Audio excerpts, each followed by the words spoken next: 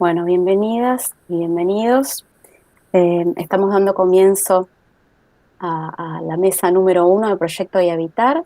Estamos súper puntual con el tiempo, ya están presentes todas las presentaciones cargadas. Muchas gracias por la colaboración con esta parte. Les voy a presentar a Gastón Rodríguez Blanco, que nos está acompañando en la coordinación técnica, y a Mercedes Alonso, que es nuestra asistente de moderación, que es un rol que se está estrenando este año en las jornadas. Al final ella va a compartir algo de lo que estuvo elaborando para esta ocasión, que esperamos que sea como nada, una síntesis o resumen de algunas cosas que vamos a ver y que por ahí surgen también en el diálogo al final.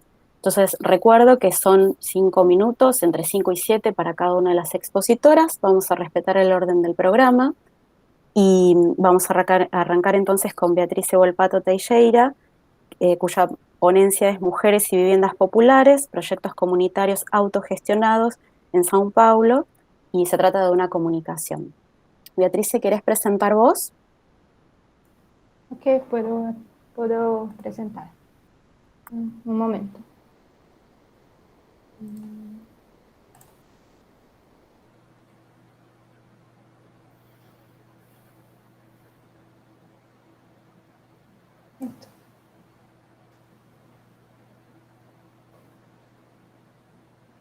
Bueno, hola, buenos días. Me llamo Beatriz. Soy licenciada en Arquitectura y Urbanismo de la Universidad de São Paulo y actualmente estudio una maestría en la misma institución. Desde 2017 me dedico a investigaciones relacionadas con arquitectura y cuestiones de género, en especial sobre viviendas populares y mujeres. Esta ponencia que les presento hoy es resultado de una iniciación científica hecha en 2017 bajo tutoría de la profesora Aline Coelho Sánchez, con la incorporación de estudios que he realizado actualmente en mi maestría.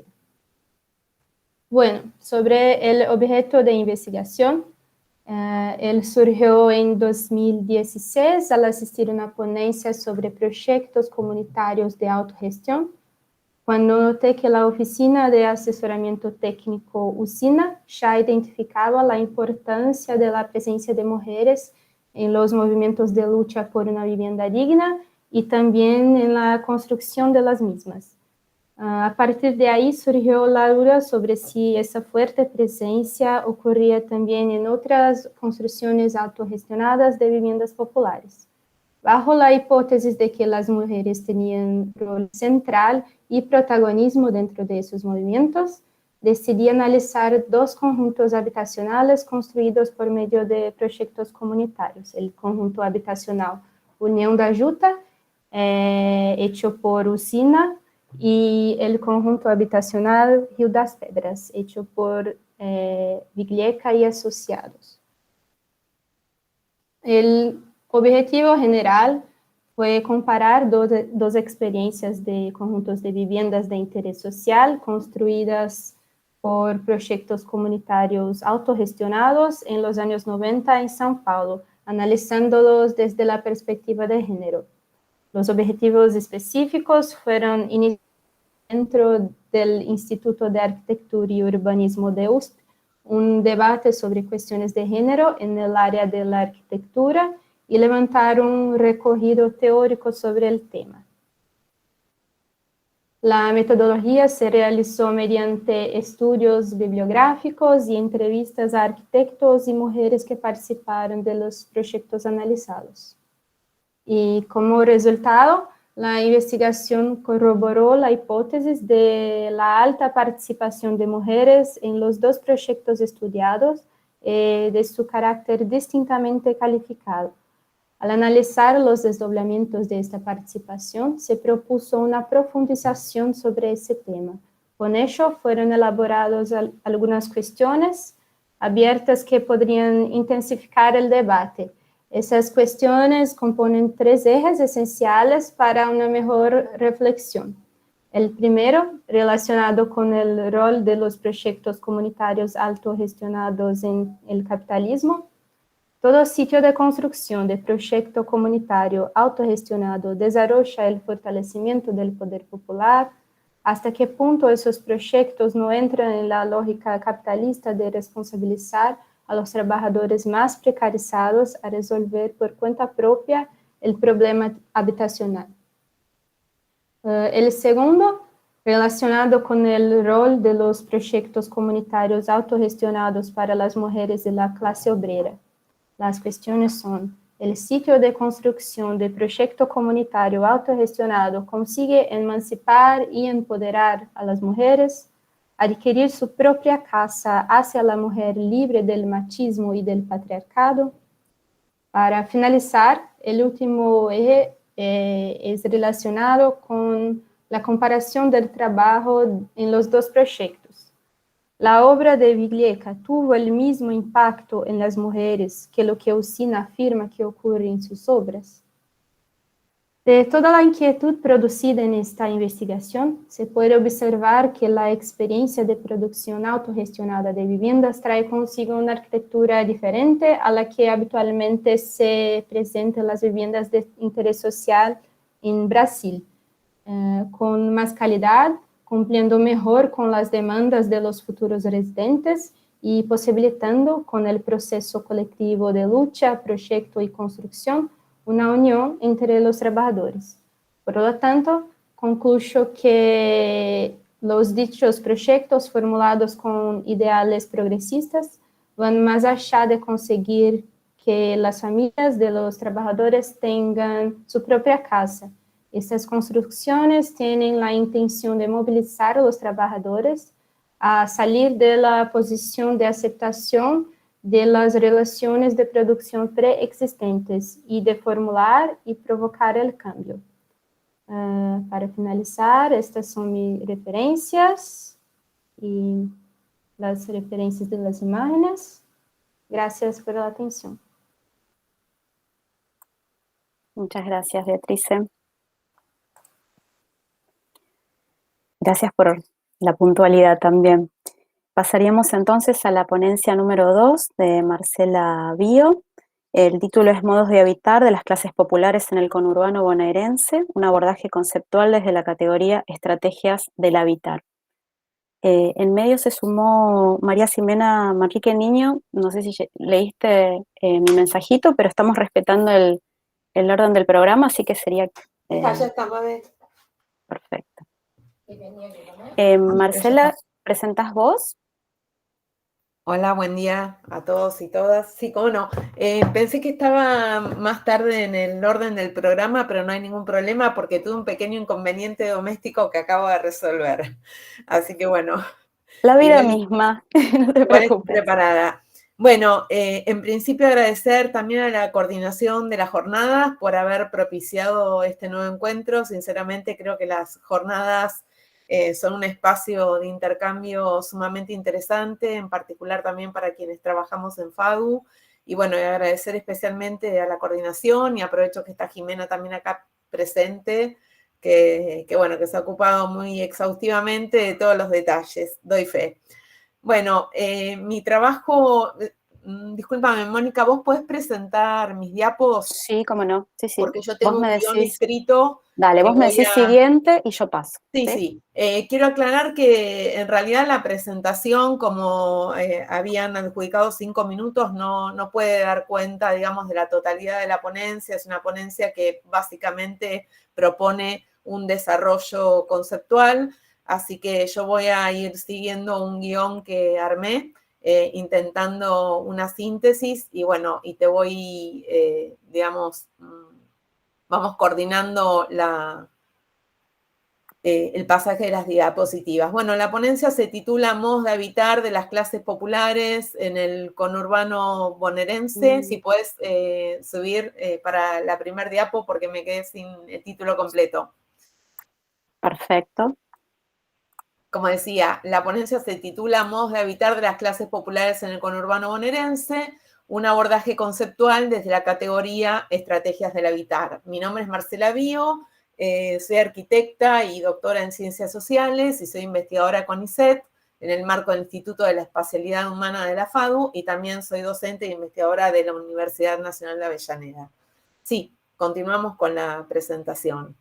Bueno, quiero aclarar, más allá de lo que hice en esta diapositiva, que la ponencia que presento continúa una línea de investigación cuyos primeros resultados presenté en las jornadas del año pasado. En dicha oportunidad me centré en el estudio y análisis de las estrategias que identifiqué entre un grupo de hogares del barrio Sarmiento, es un barrio popular del partido Esteban Echeverría. Recordemos que Esteban Echeverría es un partido que está ubicado en el segundo cordón del conurbano bonaerense.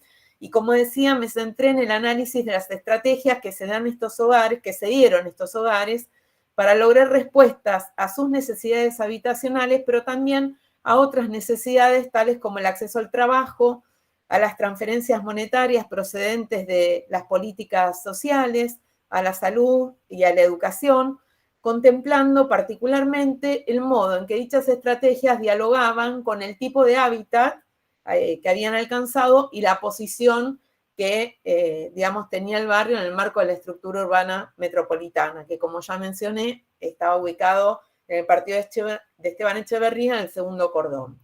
Bueno, en este momento los principales resultados que encontré y que puedo mencionar es que muchos de los hogares de allí procedían de la Villa 114 de la Cava, del barrio de Flores, y que frente a la merma de su capacidad adquisitiva, recordemos que este trabajo de campo yo lo había hecho en el año 2017, donde ya se había producido, digamos, un empeoramiento de las condiciones de vida de los hogares de clases populares. Como decía, ante la merma de la capacidad adquisitiva habían decidido abandonar la condición de inquilinos, que era la condición que revestían en esta Villa de Flores, y habían tomado o comprado tierra en Barrio Sarmiento con el objetivo de asentarse allí definitivamente y acceder a la vivienda propia. En este sentido, una de las reflexiones que me disparó ese análisis es que el segundo cordón del conurbano de algún modo les ofrecía esta doble posibilidad. Por un lado, de acceder a la vivienda propia, independientemente, digamos, de las características de ese dominio, ya que en general son propietarios informales del suelo y de la vivienda. Y por otro lado, el segundo cordón del conurbano ofrecía a estos hogares también la posibilidad de acceder a un tipo de casa, a un tipo de vivienda particular, que es el tipo casa en los términos que la define el censo. Que este tipo de casa era muy valorado entre los hogares estudiados, en particular en aquellos hogares donde también, digamos, contaban con la presencia de miembros menores de edad. Y por otro lado, que en algunos casos seguían sosteniendo un vínculo con la Ciudad de Buenos Aires, especialmente para hacer uso del equipamiento educativo. En este sentido, la Ciudad de Buenos Aires era valorada por la presencia, digamos, de servicios vinculados a la educación que no encontraban, por lo menos no con el mismo nivel de calidad, en este segundo cordón del conurbano bonaerense. De hecho, encontré el caso de muchas mujeres que se trasladaban hasta la Ciudad de Buenos Aires cotidianamente para que sus hijos pudiesen concurrir a escuelas de la Cava.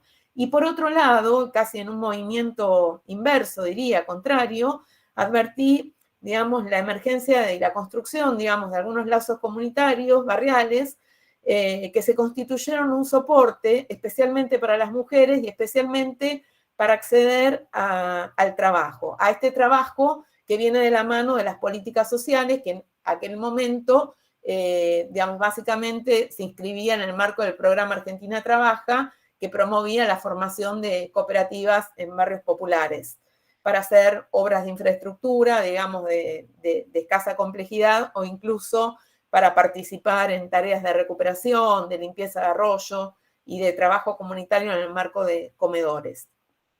Bueno, ya allí identifiqué también como resultado que se perfilaba una cierta territorialización de las oportunidades de trabajo, básicamente dentro del espacio barrial y especialmente para las mujeres, quienes habían comentado que sus oportunidades de empleo también se habían reducido cuando se habían trasladado de Cava al segundo cordón, porque muchas de ellas estaban vinculadas al sector de trabajo en casas particulares.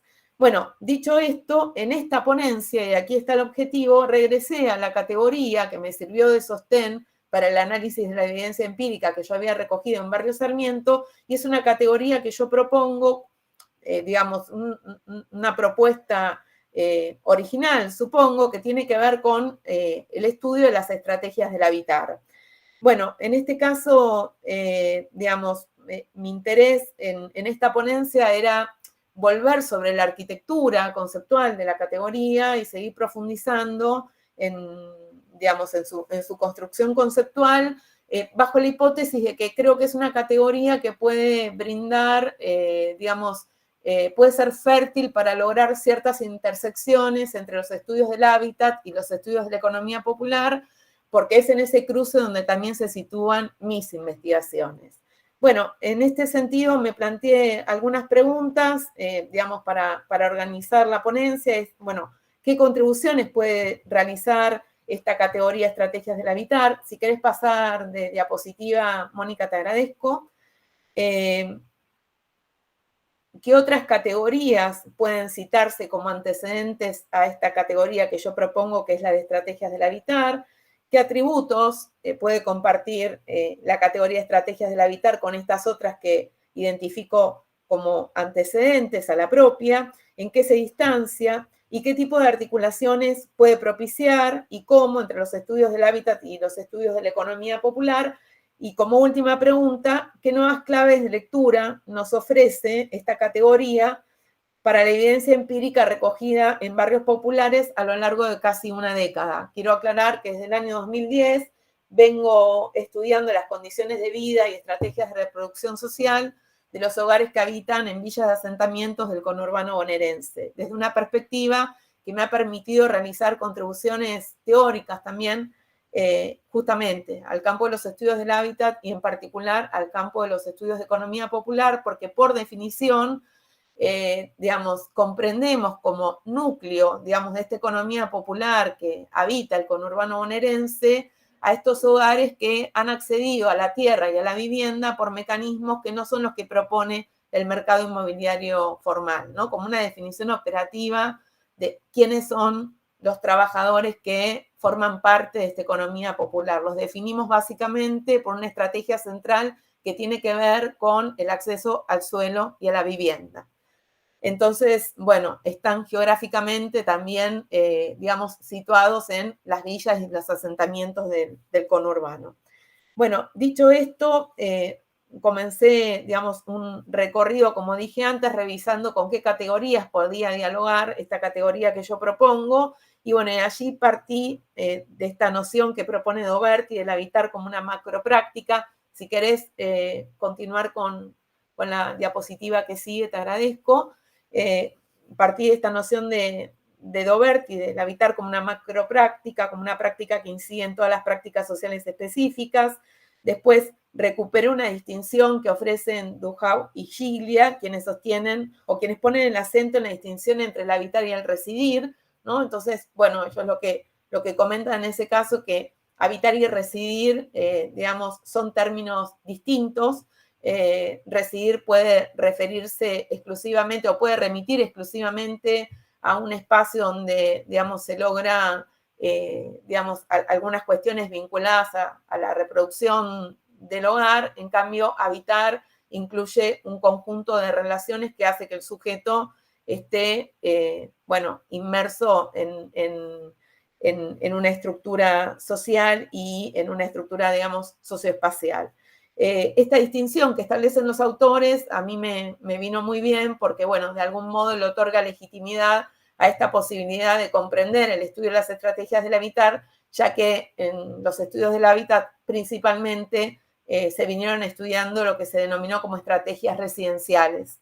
Entonces, aquí hago una primera salvedad y tiene que ver con que encuentro en la categoría de estrategias residenciales un antecedente, pero a la vez creo que la categoría que estoy proponiendo complementa el estudio de las estrategias residenciales, en tanto la primera se aboca especialmente al estudio de las decisiones y lógicas que operan en el acceso al suelo y a la vivienda, mientras lo que yo estoy proponiendo es no solo estudiar las lógicas que tienen que ver, digamos, con este acceso, sino también las lógicas que se despliegan en la vida cotidiana para acceder a otros satisfactores, para resolver otras necesidades, que son necesidades vinculadas al acceso al trabajo, a la salud, a la educación, y el modo en que estas estrategias para acceder a estos satisfactores dialogan con la posición alcanzada dentro del espacio metropolitano. En este caso, como comenté antes en la ponencia anterior, miré especialmente el territorio del segundo cordón,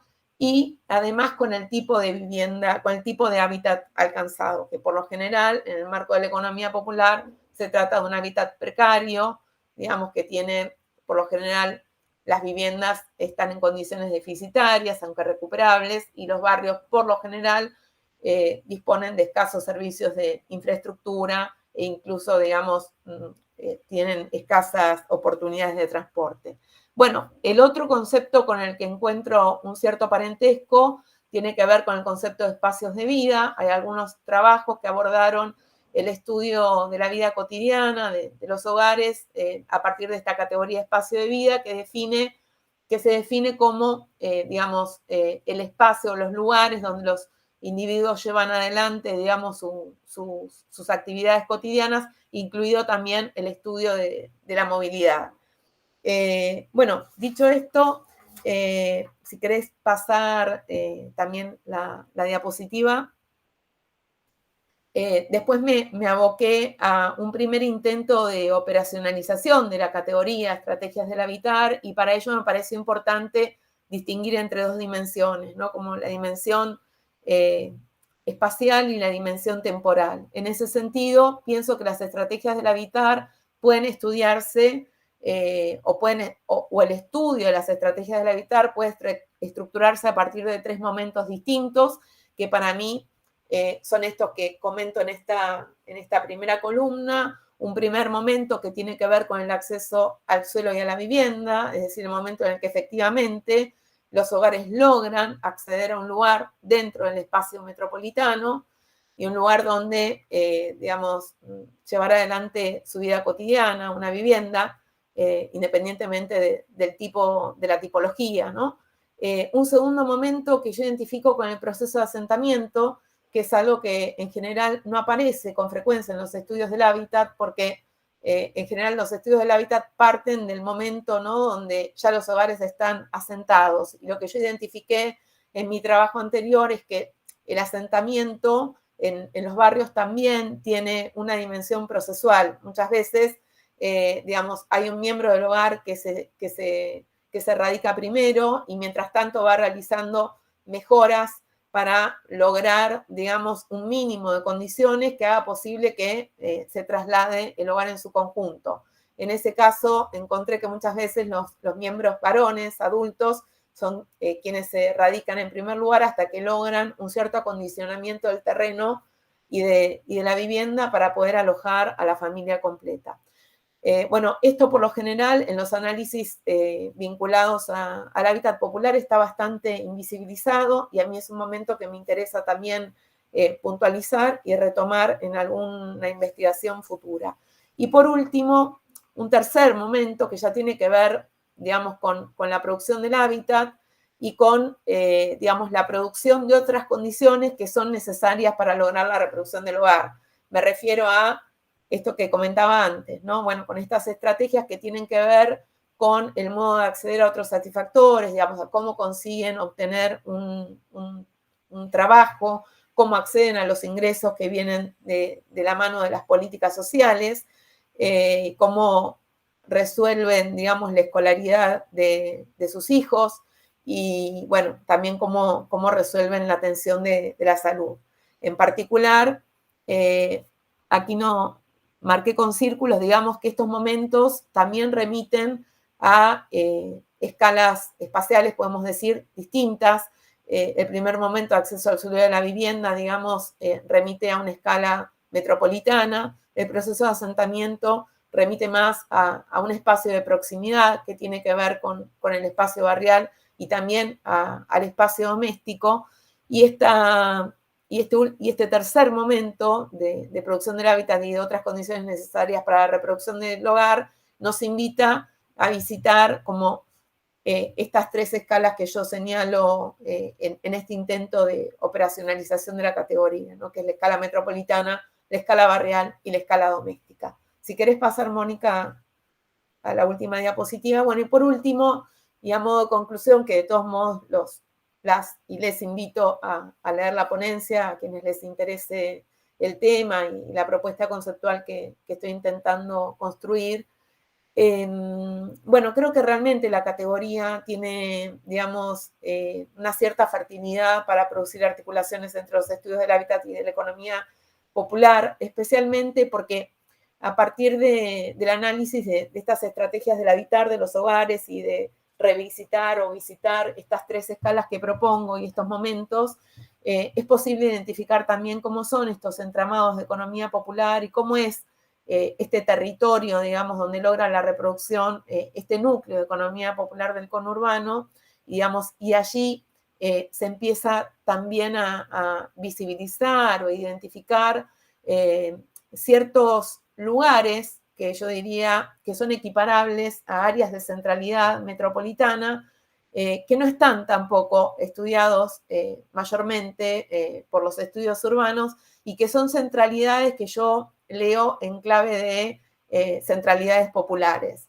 Bueno, sobre esta línea también me interesa continuar mi investigación, pero digo, bueno, que en principio esta categoría creo que es fértil, digamos, para intentar estas intersecciones. Bueno, muchas gracias y espero no haberme excedido mucho con el tiempo. Muchas gracias, Marcela.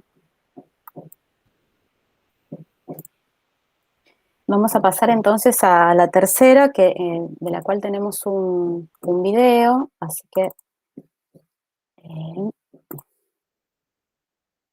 momentito.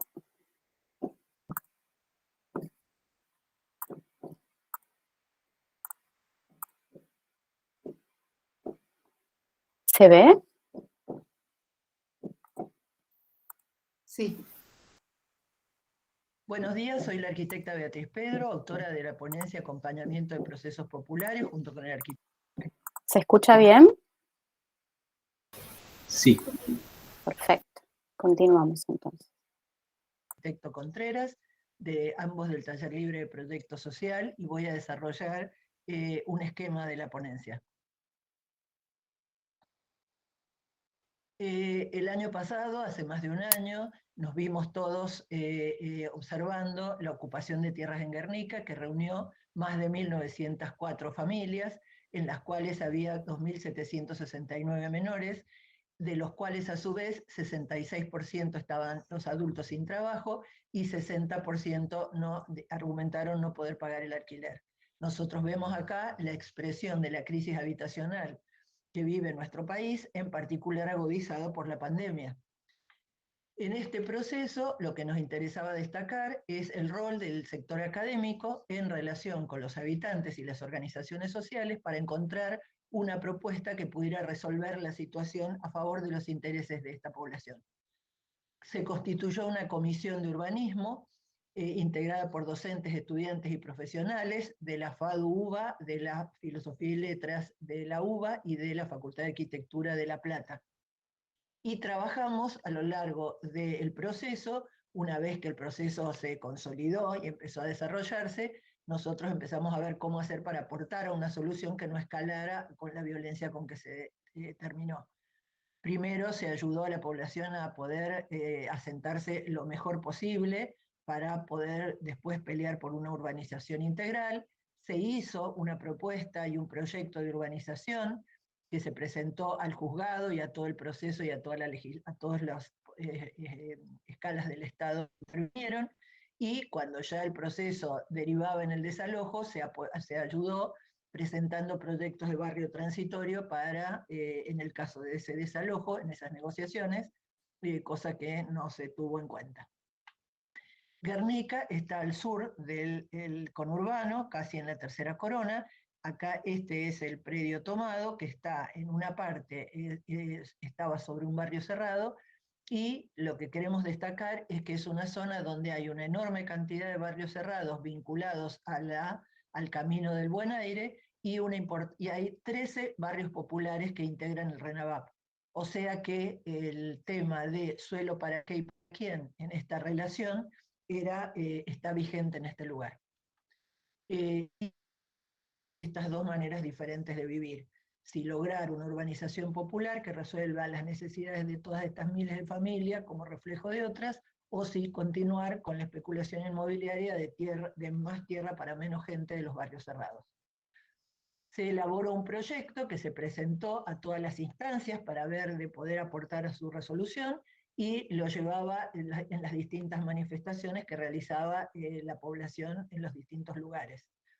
Ese proyecto se elaboró esta cartilla en donde se explica cómo era la situación para resolver. Se proponía que de los 360 hectáreas que tenía el barrio cerrado entregaran, como corresponde por la ley de acceso justo al hábitat, del 10% de la tierra para poder desarrollar acá 1070 lotes, y en estas dos zonas que eran parte de las zonas ocupadas, que eran tierras que tenían muy dudosa regularización dominial, el gobierno las pudiera expropiar o regularizar y poder construir otros 1.140 lotes para albergar prácticamente a la totalidad de las familias que estaban en el predio. Aquí está la propuesta y están los fundamentos, tanto del sector 1 como del sector 2, para que todo el mundo pudiera trabajar con eso, incluido el juzgado. Se planteó una nueva propuesta de traza de manzana que permitiera, a diferencia de la manzana tradicional, el loteo correspondiente, y se organizó con espacios verdes, con espacios para equipamiento comunitario, con espacios para actividades productivas. Hay un canal y se presentó la defensa del camino de Sirga y también planteándolo como espacio posible de paisajístico y productivo. Y se organizó en función de urbanizar e integrar la zona. Se planteó integración urbana sobre la base de articular todos los programas estatales existentes, el programa de lotes con servicio, agua más trabajo, cloacas más trabajo, de forma tal de que sirvieran no solo para resolver la situación, sino también como forma de empleo, a través de cooperativas de trabajo que también pudieran construir las viviendas futuras, y también se planteó la construcción de todos los equipamientos necesarios para un barrio popular que pudiera desarrollarse. Queremos decir que esta propuesta no fue escuchada y que, si bien se generó un proyecto de urbanización de calidad técnica que podría haberse utilizado para destrabar el conflicto terminó escalando en forma sumamente violenta, como asistimos en octubre del año pasado. Queremos decir, con esta propuesta, lean la ponencia, que está pendiente en nuestro país la formación de espacios académicos que permita esta articulación con la enorme masa de población en crisis habitacional que hay en nuestro país, y a la vez con profesionales que, conociendo, comprendiendo y compartiendo la legitimidad de sus derechos, intereses y necesidades, sepa intervenir en la producción social del hábitat. Les aconsejo leer la ponencia, que es mucho más completa y desarrollada que esta breve síntesis. Gracias.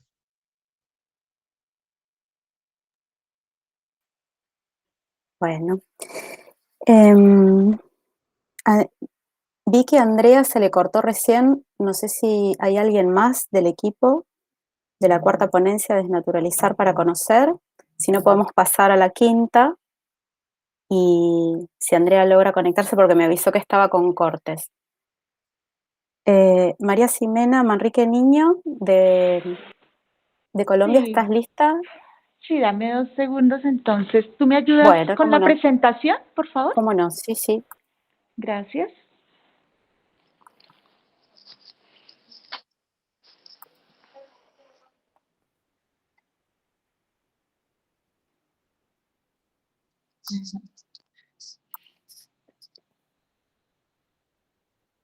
Un segundito, porque es una ponencia un poquito más grande, entonces la bajé a mi computadora. Muchas gracias. Sí, yo sé que tengo 5 minutos, ¿fue que me decías, o 3? Quería preguntarte eso ahorita. 5 minutos, sí. Perfecto, muchas gracias. Yo sé que son varias y voy a pasar muchas, porque igual coincido con Marcela, que claro que en 3 diapositivas, en 5 era muy difícil como contar todo. Bueno, entonces voy a iniciar y yo te voy diciendo siguiente. Perfecto. Bueno, muchas gracias a la Facultad de Arquitectura por la invitación, por el espacio, por permitirme compartir mi proyecto de investigación. Es un proyecto que vengo adelantado, que inició en el año 2018, paró en el 2019, lo retomé en el 2020 y actualmente durante todo este año lo he venido desarrollando y esperaría que el año entrante ya tener una publicación. Esto es simplemente una parte de todo el proyecto. La idea es generar un proyecto de atlas de vivienda rural en Colombia. Entonces, este apartado que tiene que ver con la mujer, con el género, surge pues de las últimas lecturas que sobre habitabilidad y género ha tenido Saxa-Musi en sus publicaciones y incluí en el instrumento unas preguntas, una consulta especial para género y bueno, se abre el espacio y pues es lo que traigo hoy.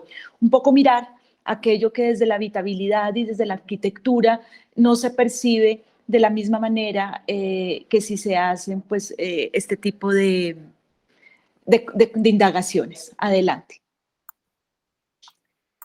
La idea es entonces identificar la vivienda rural desde 3 aspectos específicamente, lo bioclimático, lo arquitectónico y lo socioeconómico, desde la postura de la madre cabeza de hogar.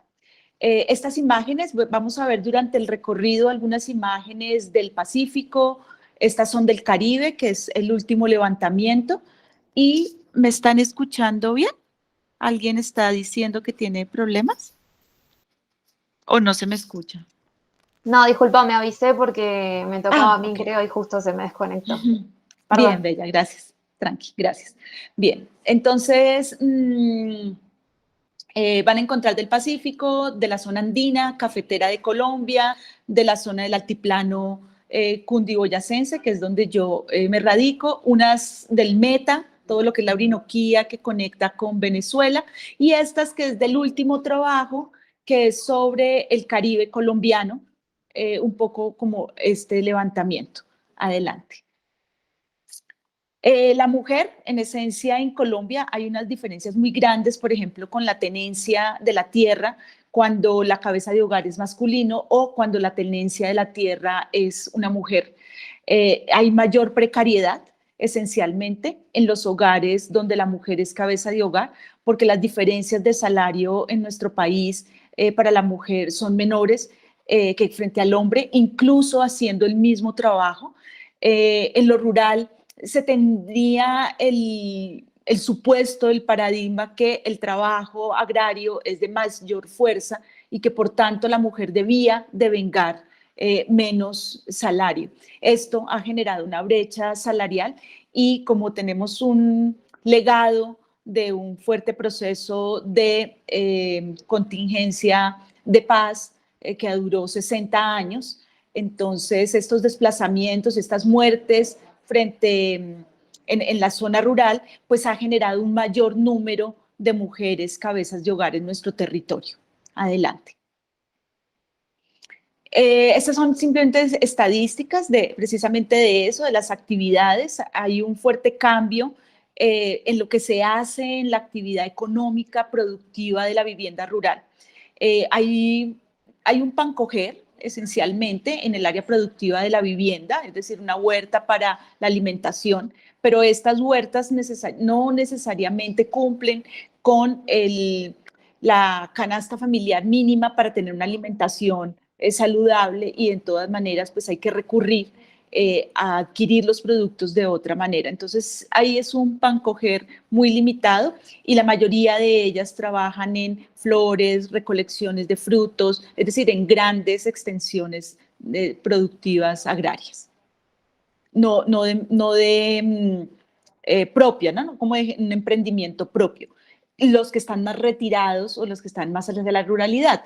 Las viviendas, adelante, las viviendas que están en zonas agrarias, en zonas rurales, muy cerca a los centros poblados o a las grandes capitales, las actividades productivas cambiaron. Entonces ahora hay senderismo, actividades ecológicas y en muchos casos son viviendas únicamente dormitorio. Entonces tenemos como esa situación de la mujer en el hábitat. Adelante.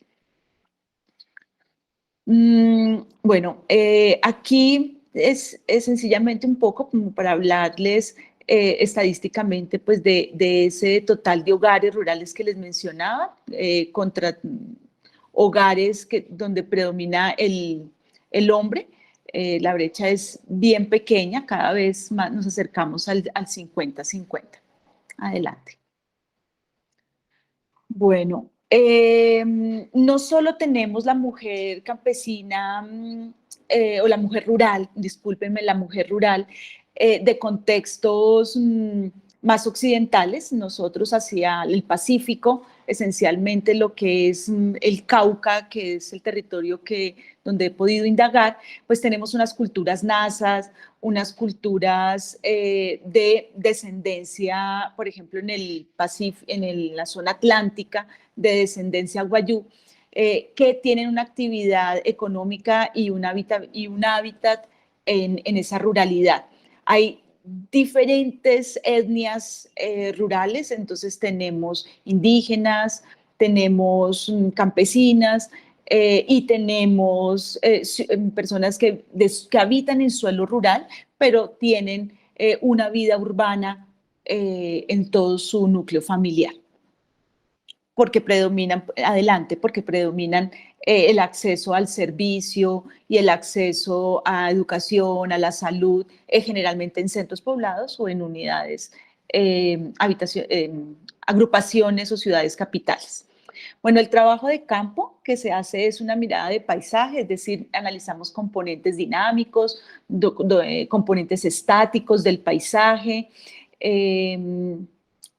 hacemos trabajo con las madres, sobre todo para el levantamiento de las casas y una relación de esa habitabilidad en términos de la percepción del confort, porque uno de los objetivos de la investigación pues era identificar en dónde hay esa pérdida de confort por la tipología de la vivienda y si la tipología de la vivienda era consecuente o no con la altura, el clima, los vientos. Ese es un mapa realizado por la investigación, pues donde ubicamos los hogares o la mayor, por estadísticas de la última encuesta nacional del DANE, los hogares donde predomina la visión de género. Adelante. Este es simplemente para una imagen, para comentarles pues que el marco teórico en el que nosotros nos paramos pues es efectivamente la habitabilidad, evaluar la habitabilidad en esos factores socioeconómicos, bioclimáticos y arquitectónicos, un poco llegando hasta un indicador, 3 indicadores específicamente, el de eficiencia energética, por si hay alternativas, porque obviamente en la ruralidad, sobre todo en la ruralidad colombiana, donde el relieve es muy fuerte, los cambios de pendiente, de altura, muy rápido, porque tenemos estas 3 cordilleras, entonces el acceso a los servicios sanitarios y a los servicios de acueducto y energía son difíciles. Entonces es un indicador importante para la indagación. El tema de la habitabilidad en cuanto a el número de personas con las que vive la mujer y el número de hogares que ha tenido, porque es una característica bien importante al interior del hogar, y es que estas madres pues tienen aproximadamente 9 hijos, sobre todo en toda la zona del Pacífico, y estos hijos ya tienen su hogar dentro del hogar de la madre cabeza de hogar. Entonces el índice de habitabilidad marcado por los metros cuadrados de habitación y pues las variables que desde la norma colombiana se miden. Y el tema de la productividad, evaluando pues si la cantidad de hectáreas que se tenían productiva, qué podían generar como impacto económico o si hacían parte de la cocina o las relaciones. Esto, adelante, pues se miró a través pues, de instrumentos. Hay unos instrumentos de levantamiento arquitectónico, levantamiento bioclimático y una encuesta de más o menos 170 preguntas, es decir, que hay un trabajo riguroso para la evaluación y para comprender esa habitabilidad al interior, ¿cierto? Al interior del hogar. Estos son algunos ejemplos, ahí hay 3 viviendas, las más pequeñas son de la costa, de los islotes del Golfo Morrosquillo en Colombia, y la que tiene mayor tamaño hacia la derecha, pues es una de las viviendas típicas del altiplano del Sumapaz, que es la ruralidad de la capital colombiana. Predomina la vivienda dispersa, cuando está a más de 1 kilómetro de los centros poblados, y en algunas posibilidades tenemos viviendas en conjunto, cuando son producto de algunos desarrollos de vivienda de interés social. Mi país no tiene un programa efectivo sobre la vivienda social rural.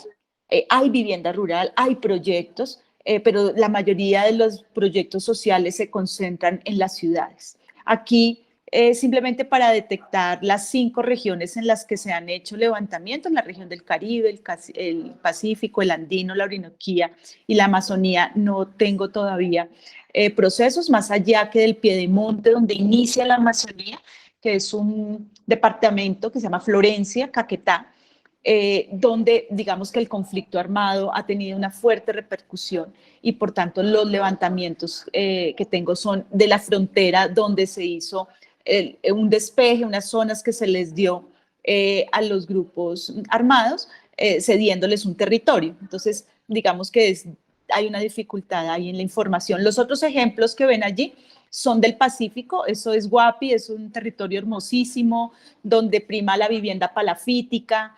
Hay una pobreza, hay una movilidad, perdón, de las familias en el territorio asociada a la pobreza, es decir, que en la medida en que en algunos momentos son ocupas y tienen que trasladarse a otros lotes, a otros territorios baldíos, o porque han sido también pues desplazados pues de estos movimientos de violencia. Y la otra cartografía, la de la derecha, es el territorio rural de la capital del país, un poco como para traer como ejemplo, pues por ejemplo, la metodología, la cartografía aplicada, el cuadro que está allí registra todo el material que se hace por levantamiento de bases de datos georreferenciadas a través de la entidad nacional. Adelante. Eso sería prácticamente un poco aquí anexo y amplío las fichas, los instrumentos que se utilizaron, el registro de las casas con los datos. Adelante, como para ir ya finalizando. Ejemplos pues de estos instrumentos, están allí puestos los 3 instrumentos, el arquitectónico, el bioclimático y el socioeconómico. Adelante.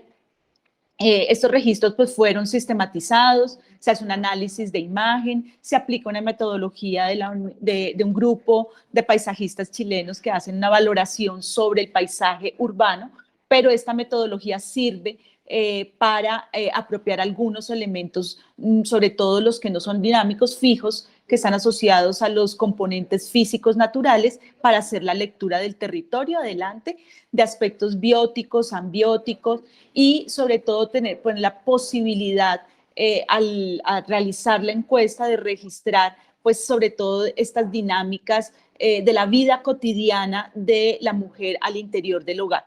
Eso es prácticamente adelante en lo que se concentra la investigación, algunas fotografías de los traspatios, como lo llaman aquí, relaciones del mapa, mapas o cartografías que se hacen de el área productiva y las relaciones que tiene la mujer con el área productiva al interior del hogar. Esencialmente el área social y la cocina son esas relaciones que hace la mujer con el territorio. Adelante, que creo que ahí quedó como montada la imagen. Esta es la ficha sobre paisaje, adelante, que ya se las comenté. Estos son algunos datos de relaciones, sobre todo de territorio de la mujer, sobre todo en el Pacífico, donde no está al mismo nivel la relación del acceso con la tierra, y entonces hay una distancia de la actividad inmediata y se tiende a zonificar. Aquí la particularidad es que los asentamientos son a través de las mujeres de forma lineal y mujeres familia, es decir, tías, es prácticamente como esa asociación que se hace sobre el territorio.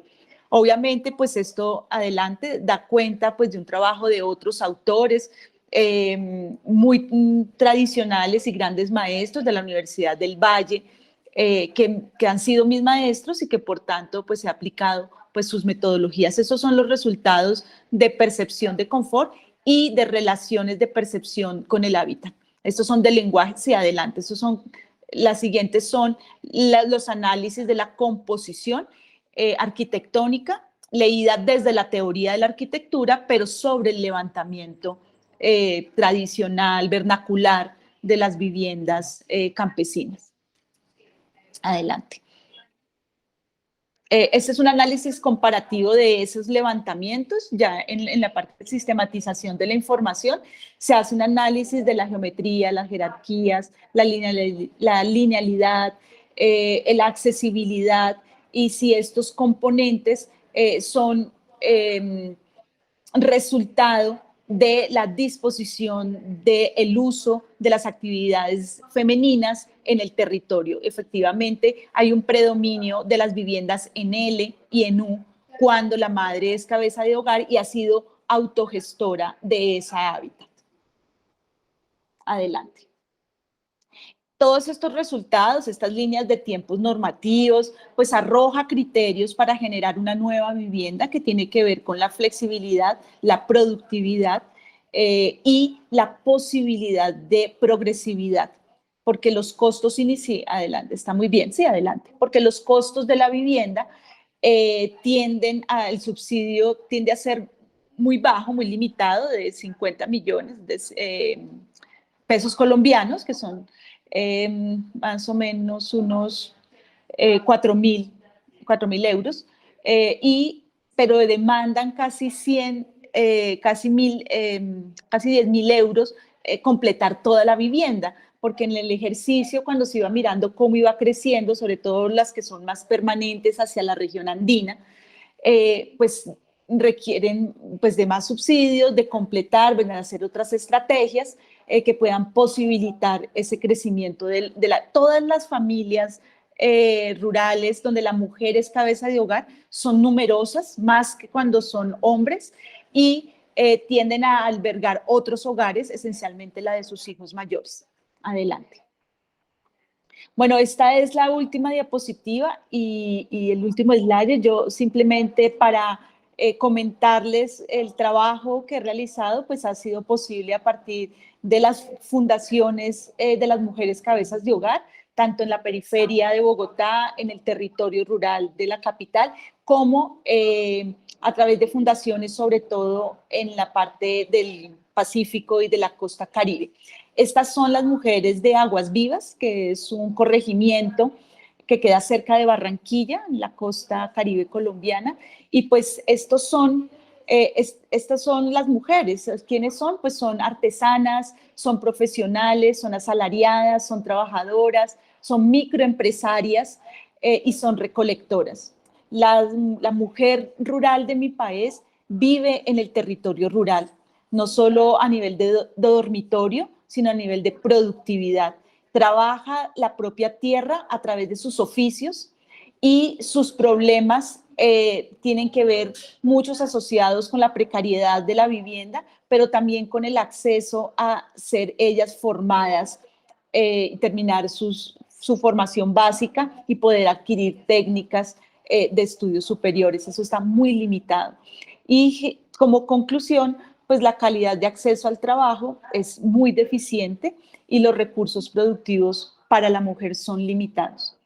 Eso era como lo que yo quería compartir con ustedes y bueno, espero ahora en la sesión poder tener la oportunidad de compartir con las colegas. Muchas gracias. Muchas gracias, María Ximena. Pasaríamos entonces a Andrea, que se puede volver a conectar. Creo Andrea, que está silenciada, Mónica. ¿el resto me escucha? Sí, señora, te escuchamos.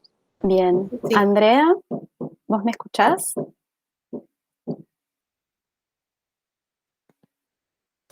Estaba con problemas de conectividad por ahí. A veces perdemos el audio. Andrea, confírmame si nos escuchás bien. Estás silenciada, Andrea. Perdón, yo no te escucho. ¿No me escuchás? No, no sé por qué. ¿Querés volver a entrar? Si querés, hablame por el chat, porque creo que quedo a exponer yo, ¿no? Perdón, mis problemas técnicos. Dale, entro de nuevo por las dudas.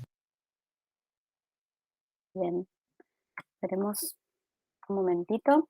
Y nos quedaría el grupo de Yasmín, Omaira e Irmaris. Le tengo a Ximena, pregunto si podemos extender un poquito la sesión. ¿Sí? Genial. Sí, claro. Sí. Bien. Bueno, a ver, vayamos viendo la presentación, no logró subirse. Bueno, Acá vamos estoy, a... Andrea. Sí. Andrea, vos podés compartir tu presentación porque no se subió al Drive correctamente. Sí, yo la comparto. Bien. Perdón, no te escuchaba recién, no sé qué Sí, pasó. sí, no hay problema, tranquila. Ahora sí, estamos. Sí, ahí va.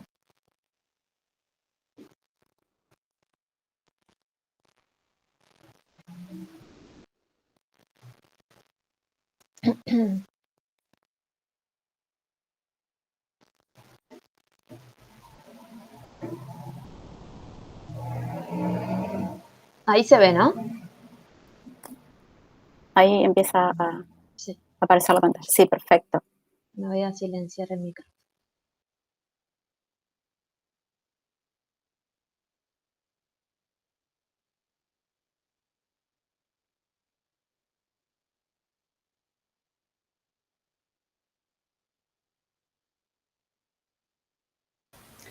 Andrea, culpa, ¿tiene audio? Tenés el micrófono apagado, Andrea.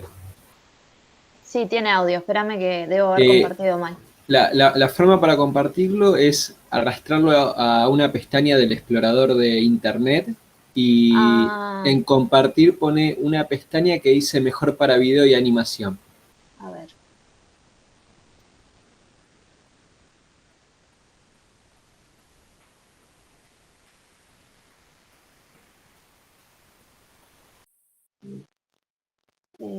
Sí, acá está.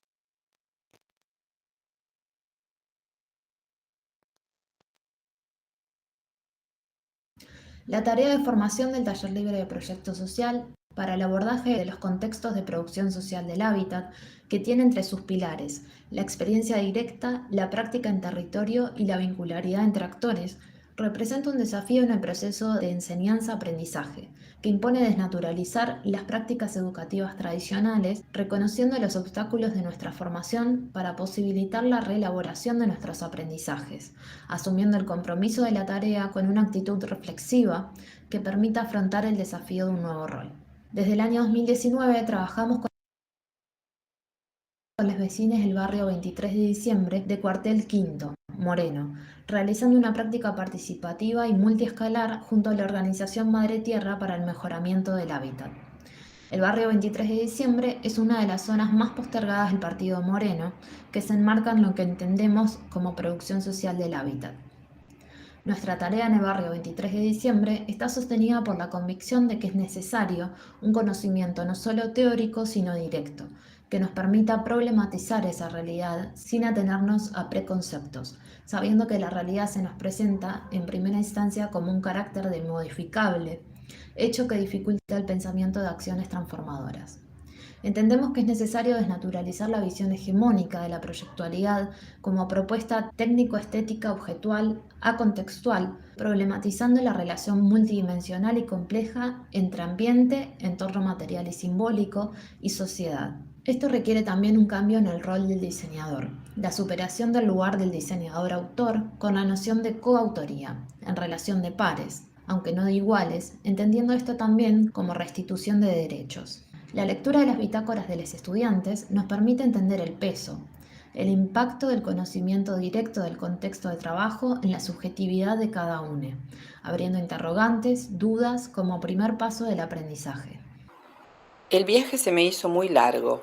Se puede ver como a partir que uno se va adentrando en el partido de Moreno, cada vez hay menos negocios y más campo y espacios libres. Tuvimos que tomarnos 2 colectivos desde la estación de Moreno. La ruta 24 donde nos bajamos es muy peligrosa, ya que no cuenta con semáforos. Hace poco había habido un accidente. Una madre que llevaba a su hija a la emergencia de Lupa fue atropellada por un colectivo. El segundo colectivo que nos tomamos, que entra al barrio, tiene un recorrido directo pero bastante incómodo debido al pésimo estado de la calle de tierra. Me sorprendió ver tanta cantidad de basura de la mano izquierda. Después supimos que no pasa el recolector de residuos por el barrio. Por eso, los vecinos la llevan a la entrada. Ya en el barrio, el encuentro con los vecinos, escuchar el relato de cada uno, de sus historias de vida, su llegada al barrio en el momento de la toma que le dio origen, generó en todos una actitud de escucha atenta. Los vecinos nos recibieron muy bien, estaban muy agradecidos con nuestra llegada. Es un barrio donde se puede escuchar el sonido de la naturaleza. Hay muchos perros, gansos, gallinas, huertas y muchas casas en construcción. Se vive cierta tranquilidad, las calles son de tierra y la gente es muy curiosa. Todos se conocen con todos.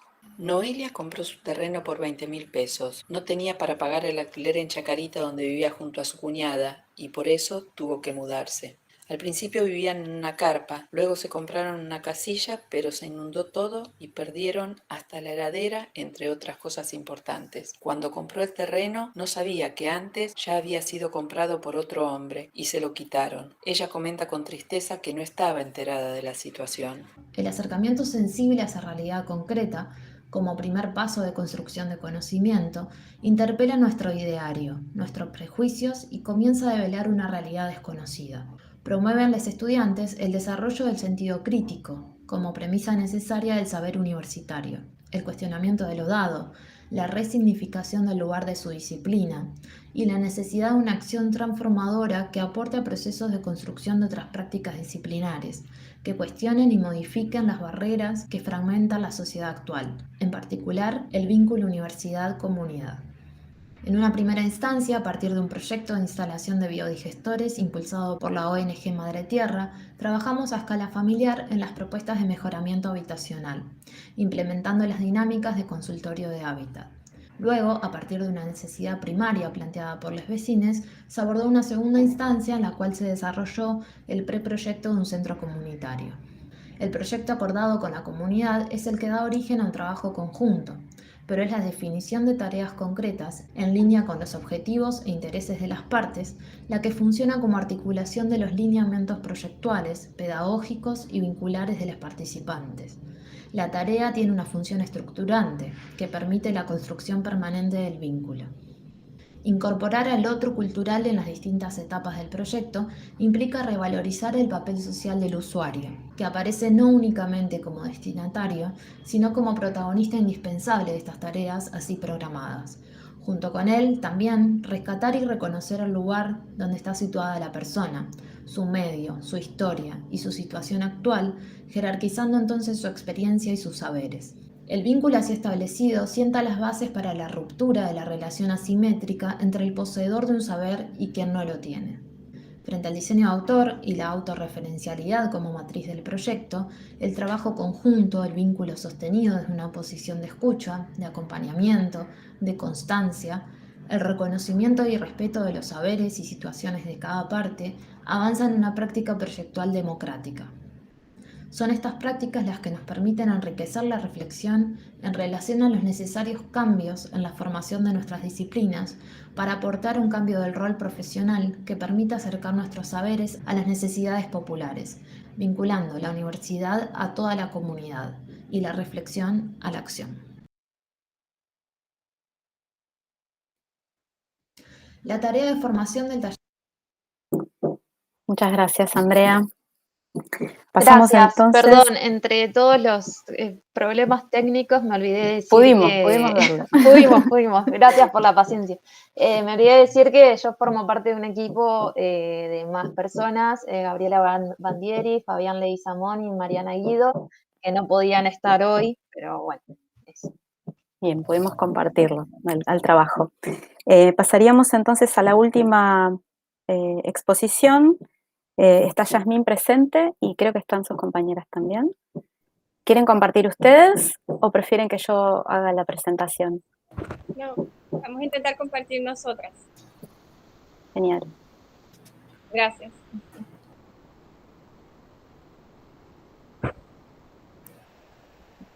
No le podemos agregar el tonito a las palabras claves del final, pero estaría bueno.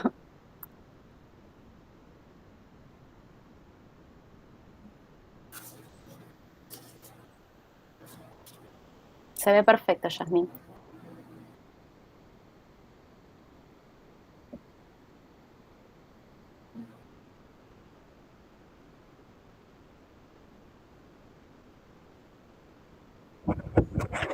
Bueno, buenas tardes y muchísimas gracias por la oportunidad.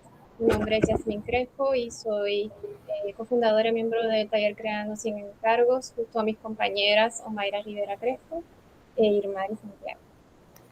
Hacer teorías y proponer una práctica desde la perspectiva feminista del diseño arquitectónico y el urbanismo en Puerto Rico implica un posicionamiento descolonial.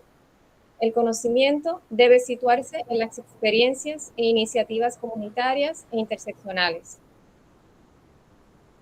en una pedagogía inclusiva y multidisciplinar y en una negociación constante del espacio público ante la precariedad, resultado de un enfoque neoliberal. Implica crear contranarrativas que se enfrentan al status quo en el diseño, reocupar, reescribir, desaprender y desacelerar el crecimiento desmedido son algunas de las guías que le dan forma a un nuevo acercamiento, basado en la observación pausada y detallada, el intercambio de saberes, el respeto a los recursos naturales y el romper con construcciones sociales y del espacio asociadas al género, la etnia, la clase u orientación sexual. Son visiones contrapuestas a una sociedad patriarcal, que visibilizan la perspectiva holística de las mujeres. Mientras la ciudad se transforme en un conglomerado de experiencias inconexas, solo las arquitecturas colectivas y el diseño participativo pueden trazar un hilo conductor. Las relaciones dentro, fuera, espacio, tiempo, exhiben la forma de construir y comunicar el espacio ciudad. Se trata de reconstruir una sensibilidad espacial con tácticas a través de una metodología, de una caja de herramientas, toolkit. Haciendo teorías, de Gloria Ansaldúa apunta a incorporar metodologías propias y así transformar el espacio de teorización. Por esto, el toolkit proyectado por el taller Creando Sin Encargos reta las líneas de investigación dominantes. El toolkit del taller Creando Sin Encargos exhibe una táctica de 3 partes. Desafía, codiseña y construye la rama de conocimiento del proyecto. Marco de referencia, framework, proceso y método de compromisos in situ con conocimientos situados. A lo que proponen que el framework debe ser siempre observar el contexto, especialmente las relaciones espaciales y humanas. El proceso es común, de diálogo, y el método es colectivo, de codiseño. Rompe así con las miradas totalitarias del espacio. Esta acción se vincula in situ con el término situated knowledge, concebido por Donna Haraway en el 1968, que plantea que el lugar es un instrumento para la transmisión de conocimiento y la memoria cultural. Por esto, es una metáfora útil para dialogar y pensar desde la visión feminista. No es una mirada abstracta, sino una representación de experiencias vividas. Arquitecturas colectivas es una metodología inclusiva que fomenta el intercambio de conocimientos a nivel horizontal. Se centra en la investigación activa y participativa y aplica 2 métodos de placemaking: activismo creativo y mecánica de la construcción. El activismo creativo busca provocar el patrón de reflexión mediante el diseño de un ejercicio práctico para abordar el proyecto. La mecánica de construcción indaga el estudio de la materia y materiales dentro del contexto de la comunidad al incluir iniciativas locales, estrategias de comunicación y métodos locales de construcción.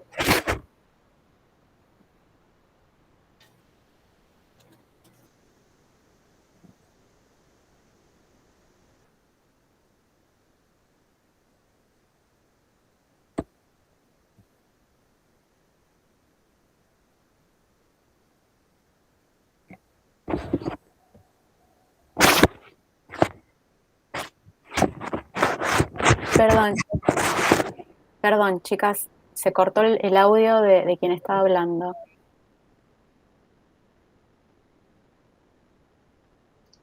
Sí, ¿Me pueden escuchan empezar. ahora? Ahora sí, se empieza. Ok.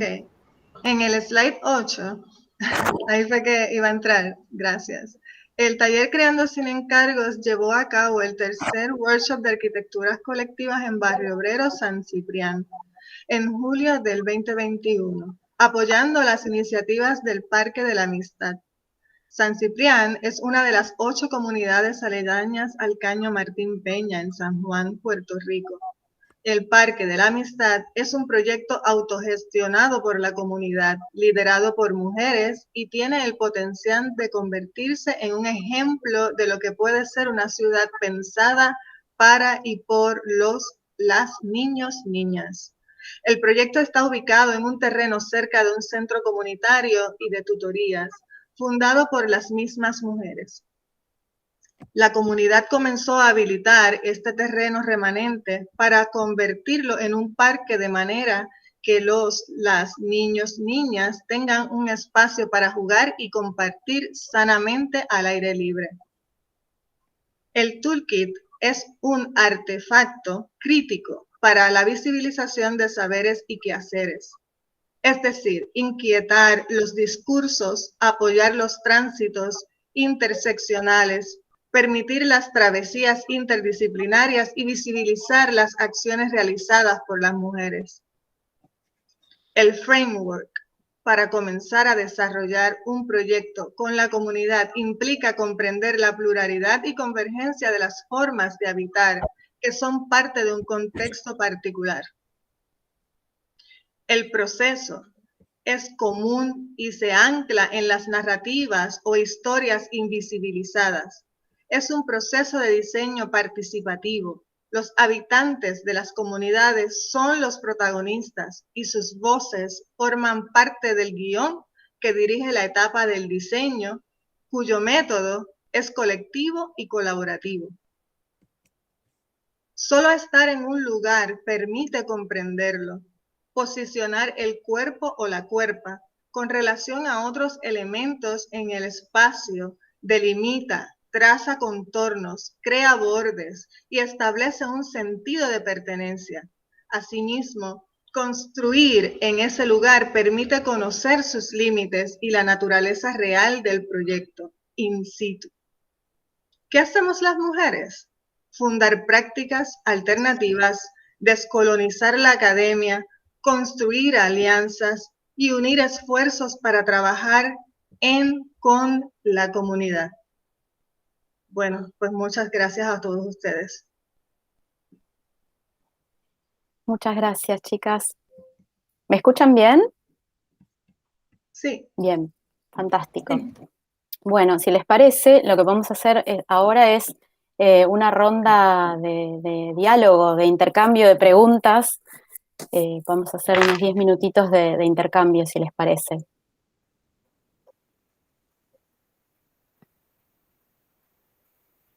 ¿Hay alguien que quiera comenzar, que tenga alguna pregunta?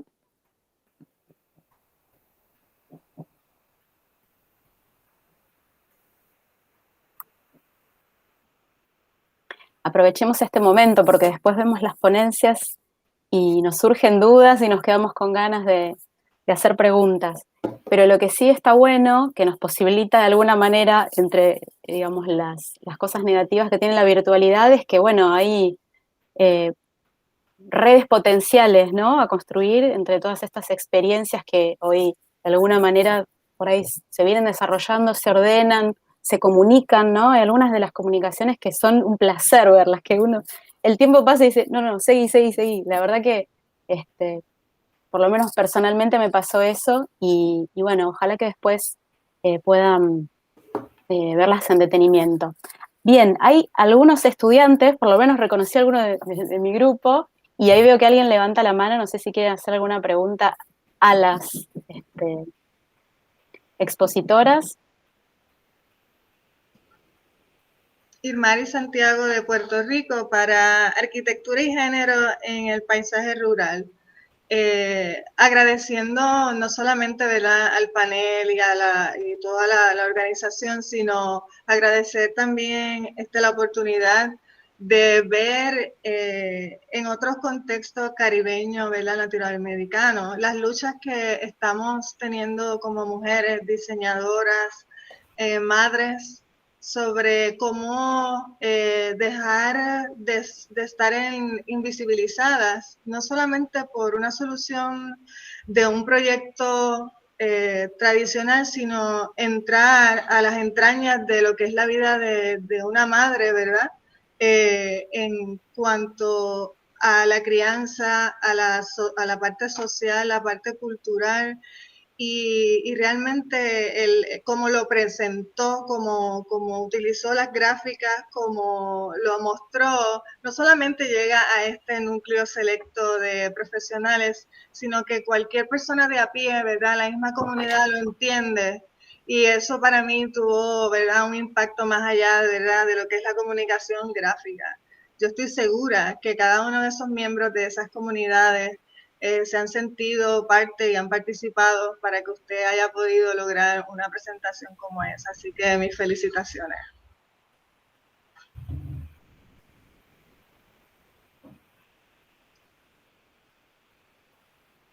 Irmaris, perdón, yo no escuché si vos te referías a una presentación en particular.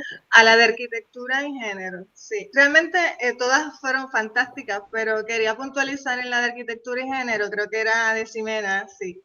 Ajá, yo soy de la comunidad de Cantera en Puerto Rico y nosotros como proyecto o plan, ¿verdad?, piloto en Puerto Rico hemos estado siendo conscientes y concienciar a la población, y junto con el arquitecto de Inquiles y otros colegas, ¿verdad?, hemos estado tratando de traducir la problemática en una imagen, de dar participación, de lograr que la participación se dé. Y junto con mis compañeras Yasmín y Omaira, hemos estado ahora trabajando con los niños, y qué mejor que, son las madres, pero los niños desde la base, que tengan esa participación, vamos de alguna manera a sembrar fértil y serán adultos profesionales de mucho poder, ¿verdad? De mucha voz y de un gran cambio. Ahí realmente con la presentación que tú traías, y perdona que te tutea, ¿verdad? Pero lo que nos mostraste arroja mucha esperanza, igual que, ¿verdad?, los compañeros, pero la tuya como que me llevó a esos años de los 90 donde nosotros estábamos luchando luego del huracán Hugo en Cantera. Así que, pues nada, era eso simplemente lo que quería decirte. Oh, muchas gracias. Yo también encontré afinidad con tu presentación, la del equipo, cuando mostraron el video. Hay una publicación que se llama Mejoramiento Integral en Casucá. Es un texto, pues, realizado, siempre esto, como decía uno de los compañeros, pues es un equipo de mucha gente. Obviamente yo presenté 3 instrumentos, pero detrás de esos 3 instrumentos hay un equipo de paisajistas, un equipo de un economista, toda la parte de lo socioeconómico, y bueno, y la parte arquitectónica nuestra, del habitual levantamiento y análisis teórico.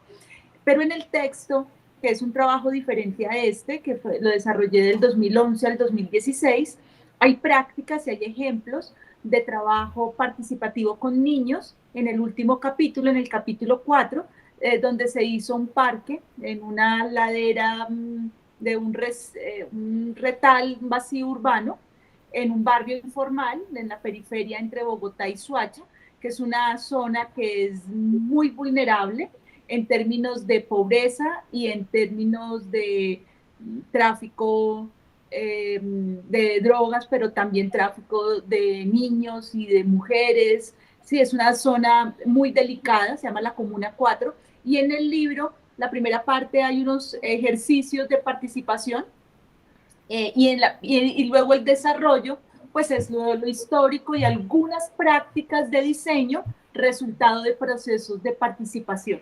Y sí hay un impacto, y sí ese granito que hacemos desde la investigación y desde la docencia, porque finalmente son los escenarios en los que tenemos recursos, pero entregarle esos aportes a la comunidad y que ellos hagan sus procesos de autogestión.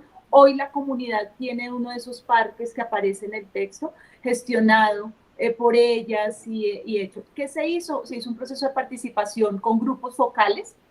Incluso en los resultados aparecían cosas como nosotros consumimos drogas, ¿sí? Nosotros somos jóvenes y a la 1 de la tarde hay toque de queda porque salen las pandillas. ¿A qué? A vivir la ciudad, a vivir su territorio. Claro, nosotros no somos bienvenidos en esos ámbitos, no tenemos posibilidades de compartir esos escenarios con ellos, pero los procesos de participación sí los acercan a ellos y el diseño al final, por conectar la anécdota, es una torre que ellos solicitaban con cojines para escuchar música y no sé qué, pero también para poder generar sus actividades sin incomodar a los niños, que era como lo que las madres, el otro grupo focal, reclamaba para que ellos no pudieran usar el parque.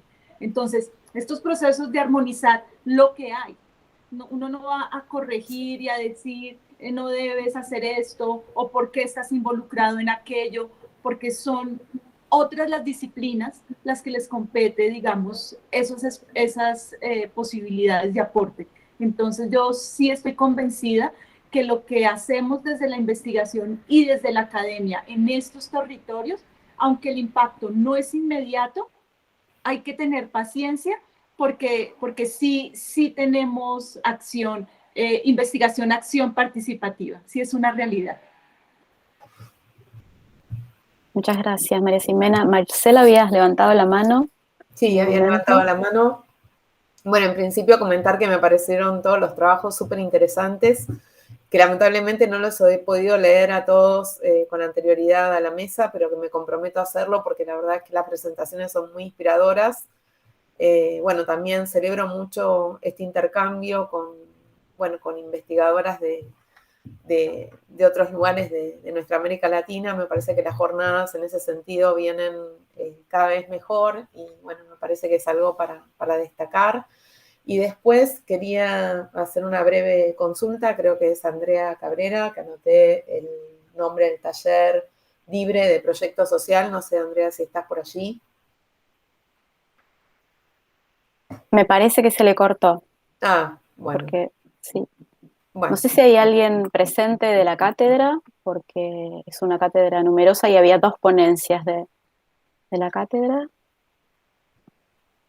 La dejamos planteada, después cuando vea el video. Bueno, más que nada me interesaba un poco conocer cómo es el encuadre institucional de este trabajo que llevan adelante, cómo se inscribe el taller en la currícula de la carrera de arquitectura, cómo trabajan en general con los estudiantes y si tienen algún espacio, digamos, donde hayan sistematizado la producción del taller para poder consultarlo. Me pareció también un abordaje muy interesante. Bueno, me parece que es un abordaje interesante y bien necesario también en el marco de la FADU, así que tengo como mucha curiosidad por conocer más en profundidad esa experiencia. Bárbaro. Están todos conectados y conectadas por correo electrónico, así que pueden seguir las comunicaciones y cuando también, como decías Marcela, por ahí la preparación de la ponencia no da tiempo a una lectura, ¿no? Más profunda, sí. Así que bueno, esperamos que queden semillitas sembradas acá de futuros intercambios y esto, ¿no? De redes que surgen de pronto con estas nuevas posibilidades de comunicación, así que no sé si alguien más quería hacer algún comentario. Irmaris me pareció que levantó la mano, no sé si fue... No, lo que hice fue escribir en el chat, porque mientras yo estaba hablando, a mí no me pasaban los slides, no me estaban las diapositivas, gracias, Marcela, no estaban pasando y yo dije, bueno, pues yo voy a hacer mi parte allá, Yasmín, que me ayude, pero no sé si lo pudieron ver. El punto era que después vieran la presentación, por favor, porque ahí nosotras estuvimos trabajando para que ustedes vieran por lo menos los procesos de cómo nosotros planteamos la idea de la participación de los jóvenes. Sí, yo que la vi, tiene imágenes muy estimulantes del registro del trabajo que están haciendo, así que también calurosamente Gracias. recomiendo que Buenísimo. después la puedan mirar. Bueno, y si les parece, no sé si hay algún otro comentario, si no podemos pasar a ver el ejercicio que hizo Mercedes. A quienes se sumaron un poquito más tarde les cuento que este año se incorporó una figura, un rol nuevo en las jornadas, que es el de un docente, perdón, un estudiante de grado. La idea es, y se sumaron más de 40 estudiantes a lo largo de estos 4 días, y bueno, un poco el ejercicio, la propuesta que ellos vienen a traer es la de compartir una nube o, digamos, algunas palabras claves, un poco siguiendo el marco de la convocatoria. No sé si Mercedes está conectada porque está ahí con algunos problemas de conectividad. Hola, ¿Cómo? ¿sí me escuchan Hola, bien? Mechi, ¿cómo andas? Sí, estaba Mechi, con problemas contanos, de audio. dale, ¿en qué año estás de la carrera? Estoy haciendo cuarto de arquitectura. Ay, qué ternura. Bueno, ¿querés compartir tus palabras clave como para Sí, ahí después? comparto. Después lo vamos seguramente se va a ajustar a partir de todo lo que compartimos hoy, porque ella ya leyó todas las ponencias, vio las presentaciones, pero seguramente algo va a quedar resonando.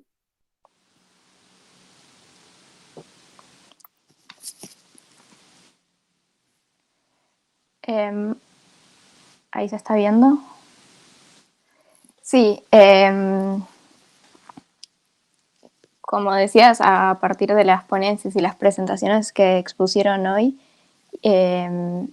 hice este listado de palabras clave con la idea de después convertirlo en una nube de palabras.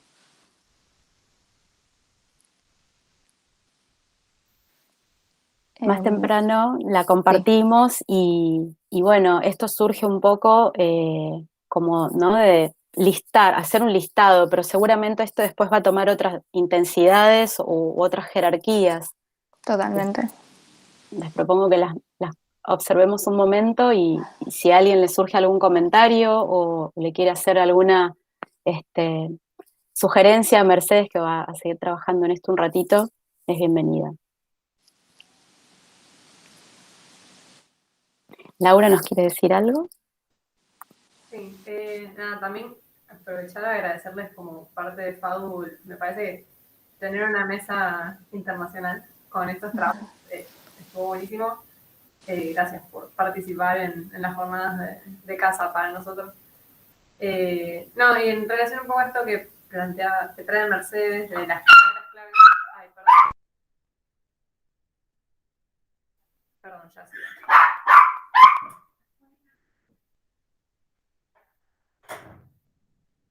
Me quedé pensando, perdón, problemas de la domesticidad. Bueno, los trabajos todos tienen como conceptos muy fuertes, ¿no? Que entiendo que les sirven para abordar esas realidades complejas también que trabajan. Me quedé pensando cómo es la metodología, si alguna, no sé, como si lo quieren compartir, porque quizás les sirve, de si trabajan con ciertos referentes teóricos y en base a eso van a hacer las lecturas de la realidad, o si de hacer esos trabajos de campo aparecen y se construyen desde la práctica los conceptos teóricos que vemos, por ejemplo, acá listados. Es como una pregunta que es un poco más metodológica, pero para terminar de entender cómo es esa forma de abordar el campo y esos barrios a los que recorren.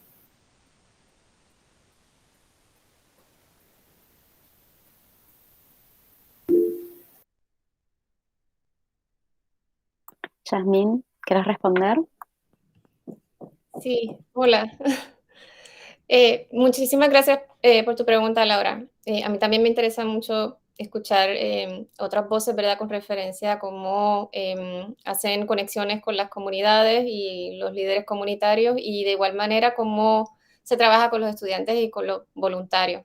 Nosotras en particular en Puerto Rico estamos acostumbradas a trabajar con comunidades en las que ya hemos estado participando de alguna forma o con otros colectivos, ya sean de arte o de arte, de cultura o igual sociales, ¿no? Ya que estén trabajando con algunas situaciones particulares en esa comunidad y nos unimos a ellos en los esfuerzos.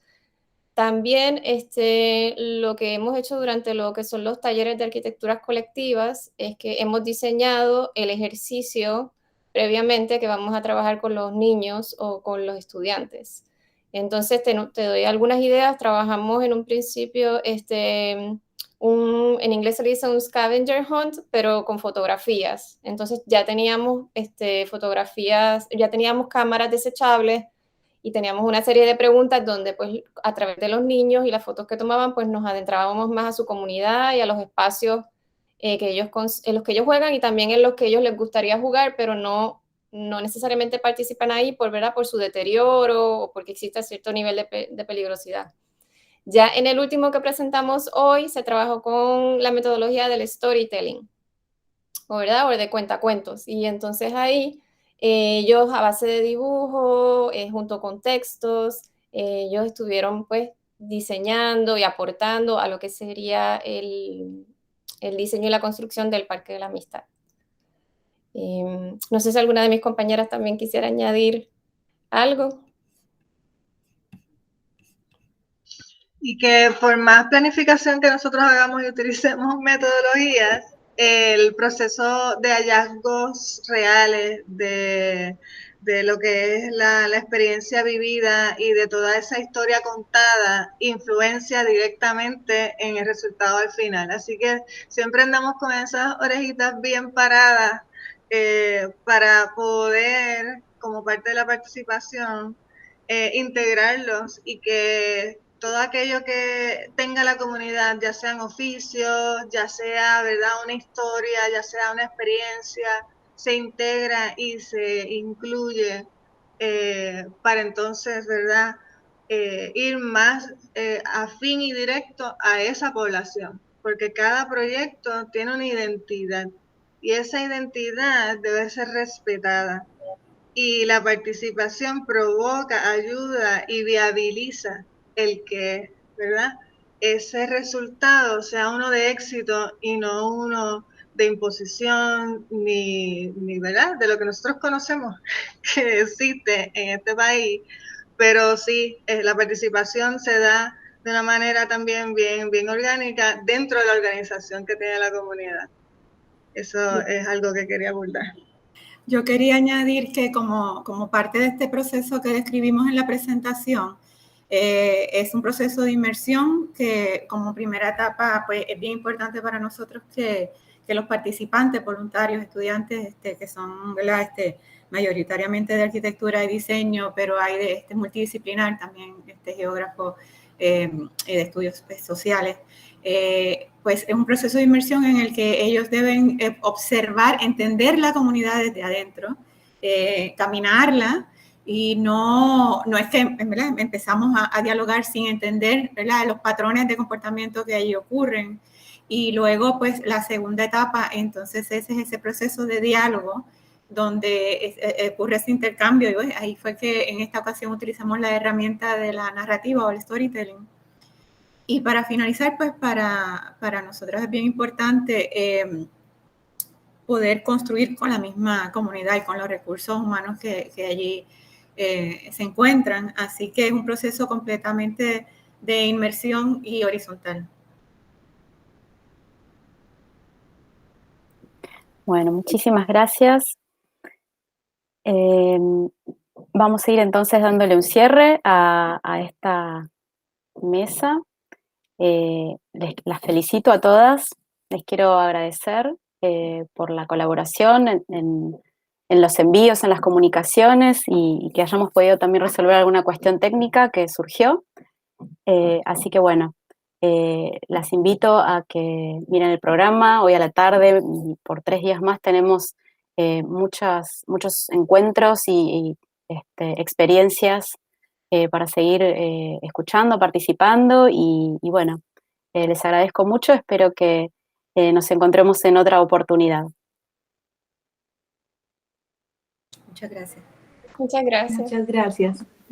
Muchas gracias, Mónica. Muchas gracias y bueno, saludos para todas. Para todas. Adiós. Gracias.